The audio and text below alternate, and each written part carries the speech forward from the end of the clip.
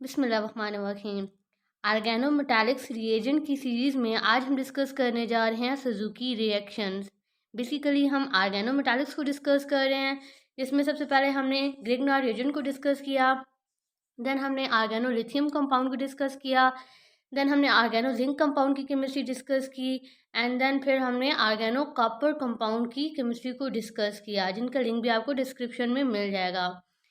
अभी हम specifically focus कर रहे हैं ऑर्गेनोप्लाडियम रिएजेंट्स पे।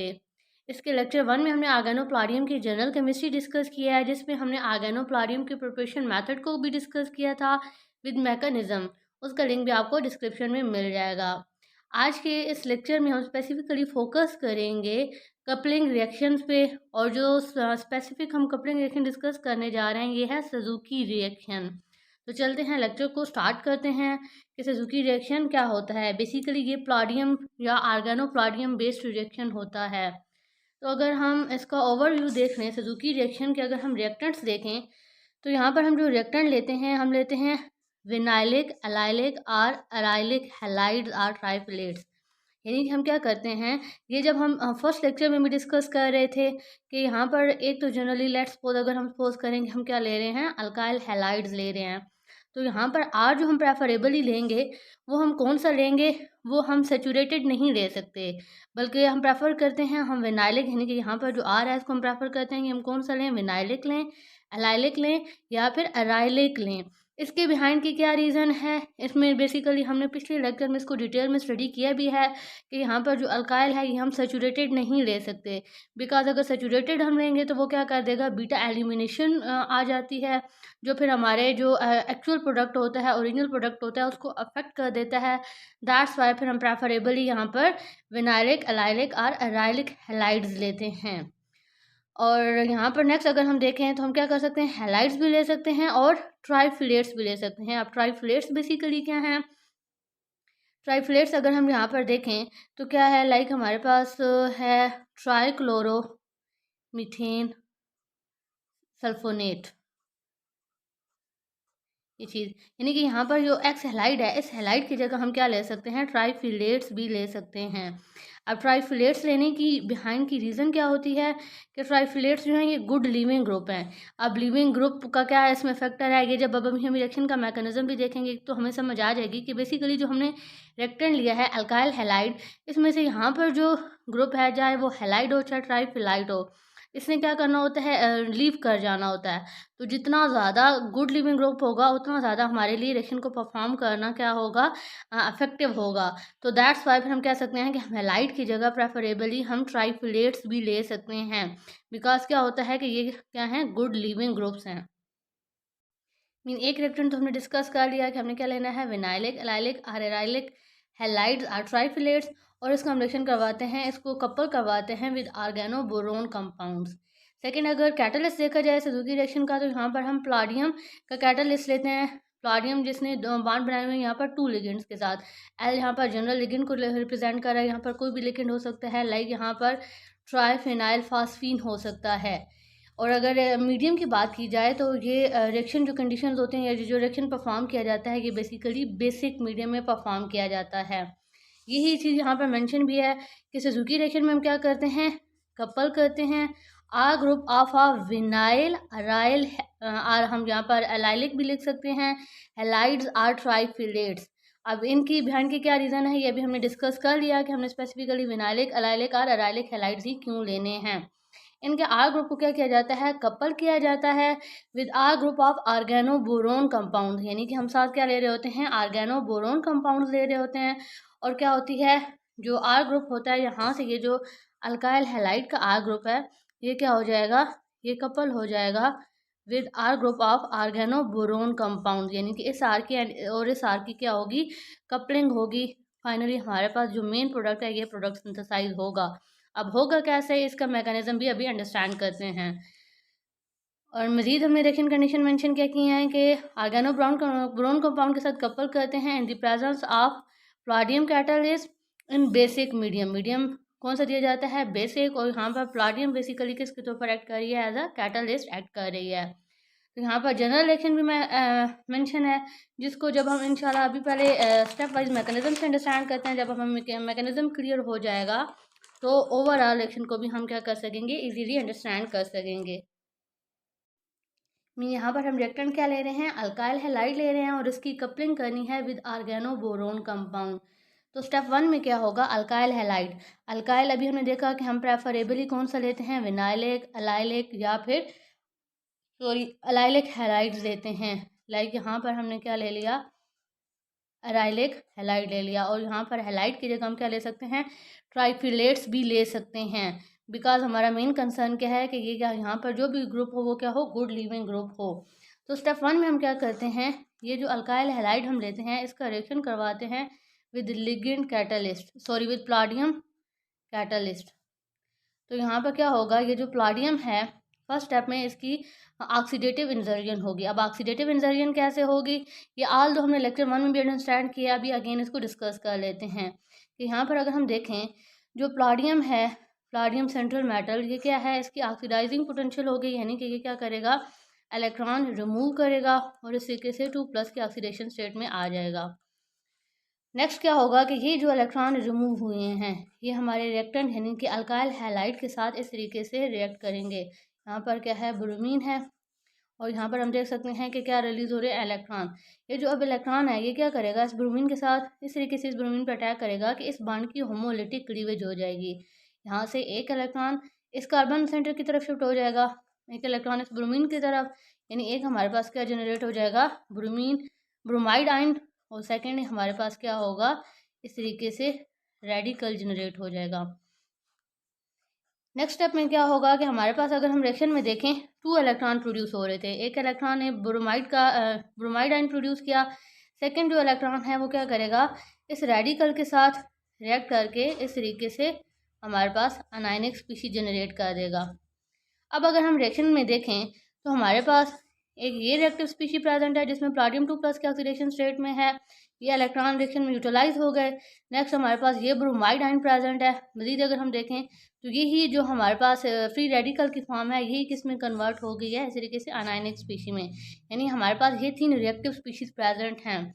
तो क्या होगा कि यहाँ पर बिकॉज प्लाटियम क्या है 2+ के ऑक्सीडेशन स्टेट में है, प्लाटियम क्या करेगा, यहाँ से एक तो ये इस एनाइनिक अराइल के साथ बॉन्डिंग स्टार्ट कर देगा, सेकेंडली यहाँ से जो ब्रोमाइड आयन है ये इसके साथ बॉन्डिंग स्टार्ट करके इस तरीके से खुद को स्टेबल कर लेगा।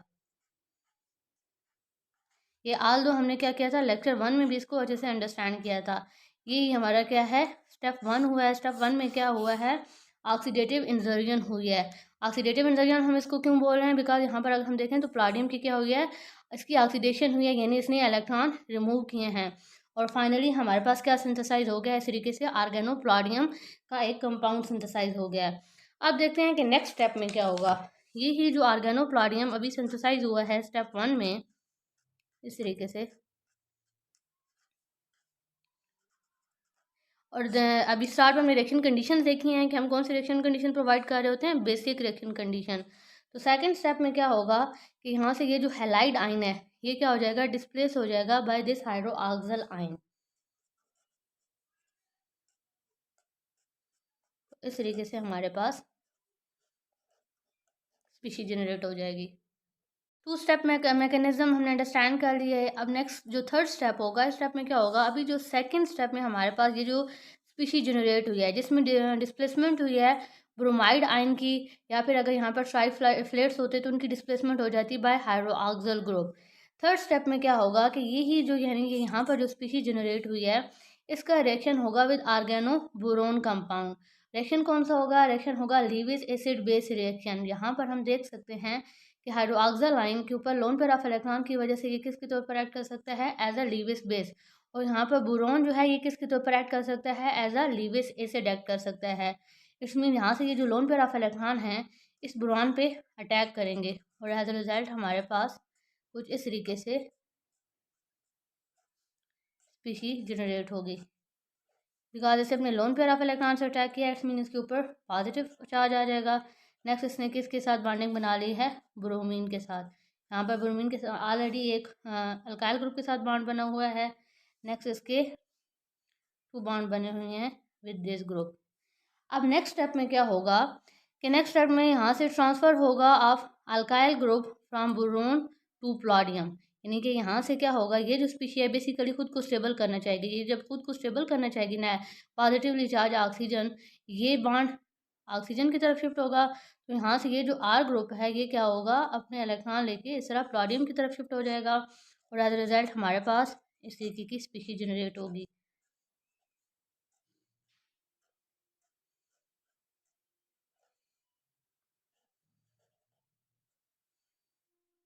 और यहाँ से ये क्या हो जाएगा, इस तरीके से ओ एच बॉन्ड भी ओ आर के फॉर्म में रिलीज हो जाएगा। अब नेक्स्ट स्टेप में क्या होगा, लास्ट स्टेप में होगी रिडक्टिव एलिमिनेशन। यानी कि ये जो हमारे पास कंपाउंड सिंथेसाइज हुआ है, इसमें अगर हम प्लाडियम की बात करें तो यहाँ पर प्लाडियम जो है ये +2 की ऑक्सीडेशन स्टेट में है, +2 के ऑक्सीडेशन स्टेट में है। नेक्स्ट स्टेप में अब यहाँ से क्या होगा कि ये जो आर ग्रुप है, ये आर ग्रुप ये इस कार्बन सेंटर पे अटैक करेगा और यहाँ से ये जो इलेक्ट्रॉन है ये प्लाडियम की तरफ शिफ्ट हो जाएंगे। जब ये प्लाडियम की तरफ शिफ्ट होंगे यानी कि यहाँ से ये बॉन्ड भी ब्रेक हो गया, इस बॉन्ड ने इस बॉन्ड पे अटैक किया और फाइनली हमारे पास इस तरीके की स्पीशीज जनरेट हुई कि ये है आर प्राइम और इसकी बॉन्डिंग हो रही है इस तरीके से ये।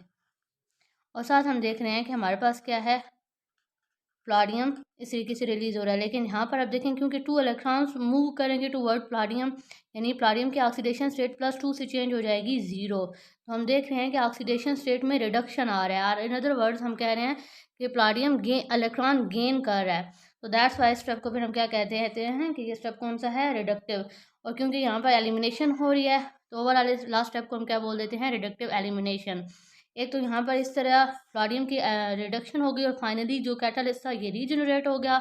और साथ ही अगर हम देखें तो हमारे पास क्या हो गया, कपलिंग प्रोडक्ट सिंथेसाइज हो गया है, जिसमें क्या हो रहे हैं, 2 आर ग्रुप कपल्ड हो गए हैं। तो ये क्या था, हमारा मेन रिएक्शन था। कि यहाँ पर अगर हम इसको अभी यहाँ से अंडरस्टैंड करें तो मैकेनिज्म अगर हम देखें, स्टेप 1 में हमने क्या किया, ऑक्सीडेटिव इंजर्जन की। ऑक्सीडेटिव इंजर्जन कैसे होती है, इसके बिहाइंड के क्या स्टेप्स हैं, इन स्टेप्स को हमने डिटेल में अंडरस्टैंड किया। एज रिजल्ट देखा कि हमने जब क्या होता है ऑक्सीडेटिव इंजर्जन के रिजल्ट में फाइनली हमारे पास आर्गेनो प्लाडियम कंपाउंड सिंथेसाइज होता है, जिसमें प्लाडियम की जो ऑक्सीडेशन स्टेट है ये क्या आ जाती है, +2। फिर हमने सेकंड स्टेप में देखा कि सेकंड स्टेप में क्या हो जाता है, यहाँ से जो ब्रोमाइड आयन है इसकी डिस्प्लेसमेंट हो जाती है बाय हाइड्रोक्सिल आयन। और अगर नेक्स्ट स्टेप की बात की जाए, इसके बाद क्या होता है, हमारे पास थर्ड स्टेप में लीविस एसिड बेस रिएक्शन होता है, जिसमें यहाँ से जो प्लाडियम के साथ हाइड्रोक्सिल आयन है ये एज अ बेस एक्ट करेगा, इस बोरॉन के ऊपर अटैक करेगा और इस तरीके से हमारे पास एक इंटरमीडिएट स्पीशी जनरेट होती है। नेक्स्ट स्टेप में क्या होता है कि यहाँ से ये जो इलेक्ट्रॉन है ये शिफ्ट होते हैं टूवर्ड ऑक्सीजन, तो जो आर ग्रुप है ये क्या होता है, ट्रांसफ़र हो जाता है टूवर्ड प्लाडियम और हमारे पास इस तरीके से एक कंपाउंड जनरेट हो जाता है। देन फिर लास्ट स्टेप में क्या होता है, रिडक्टिव एलिमिनेशन। रिडक्टिव एलिमिनेशन में क्या होता है कि जो हमारे पास आर प्राइम यहाँ से यानी कि कपलिंग रिएक्शन होता है और सेकेंडली साथ क्या होता है, प्लाडियम की जो ऑक्सीडेशन स्टेट है इसमें क्या होता है, डिक्रीज होता है। और in other word palladium electron gain करता है। कैसे इलेक्ट्रॉन गेन करता है कि यहाँ से कि आर ग्रुप इस आर के ऊपर अटैक करेगा और ये अपने इलेक्ट्रॉन इधर शिफ्ट कर देगा। जब ये इलेक्ट्रॉन इधर शिफ्ट करेगा तो फाइनली हम इस स्टेप को कह सकते हैं, इसमें क्या हो रहा है, रीजनरेशन ऑफ कैटलिस्ट हो रही है और साथ ही हमारे पास कपलिंग प्रोडक्ट भी सिंथेसाइज हो रहा है। तो यहाँ तक तो था मैकेनिज्म। अब अगर इसी मैकेनिज्म की बेस पे हम इसके जनरल रिएक्शन को देखें तो जनरली हमने क्या किया, हमने अल्काइल हैलाइड लिए और उनको कपल किया विद आर्गेनो बोरोन कंपाउंड। अब यहाँ पर भी देखें ये जो ऑर्गेनिक पार्ट जिसको हम रिएक्शन में जनरली आर से रिप्रेजेंट कर रहे थे, ये भी हम प्रेफर करते हैं कि हम कौन सा लें, हम sp2 हाइब्रिडाइज्ड लें। तो फाइनली अगर हम कपलिंग देखें इस कार्बन की और इस कार्बन की, यानी कि यहाँ से इस कार्बन की और इस कार्बन की कपलिंग होगी और दोनों जो कपलिंग कार्बन हैं अगर हम देखें तो ये कौन सी कार्बन है, sp2 हाइब्रिडाइज्ड कार्बन है। तो दैट्स वाई मोस्टली हम कहते हैं कि जो सुजुकी रिएक्शंस होते हैं इनमें हम क्या करते हैं, कपलिंग करते हैं 2sp2 हाइब्रिडाइज्ड कार्बन की। यानी कि ये जो सेंटर है ये कौन सा सेंटर है, जनरली जो अभी हमने मैकेनिज्म में आर्गेनो बोरोन का लिया था जिसको हमने जनरली आर प्राइम से रिप्रेजेंट किया था, यानी कि यहाँ पर भी हम आर प्राइम को भी प्रेफर करते हैं कि ये कौन सा हो, ये विनाइलिक हो, अलाइलिक हो या अराइलिक हो, ताकि हमारे पास बीटा एलिमिनेशन के चांसेस ना हों। अब बीटा एलिमिनेशन क्या है, वो कैसे अफेक्ट करती है, उसको हमने डिटेल में जब आर्गेनो प्लाडियम की प्रिपरेशन डिस्कस कर रहे थे वहाँ पर डिस्कस किया था। तो बस यहाँ तक था सुजुकी रिएक्शन। इंशाल्लाह नेक्स्ट रिएक्शन में हैक रिएक्शन को डिस्कस करेंगे।